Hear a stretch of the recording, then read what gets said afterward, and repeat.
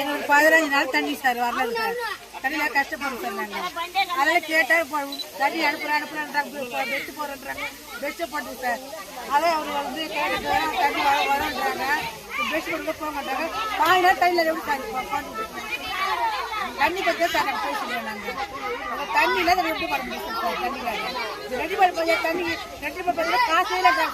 காசு எப்படி சார் பஞ்சாயத்தில் காசுல இருக்குமா சார்? எங்கன்னா பஞ்சாயத்தில் காசே இல்லைன்றாங்க சார். அப்போ எப்படி பஞ்சாயத்து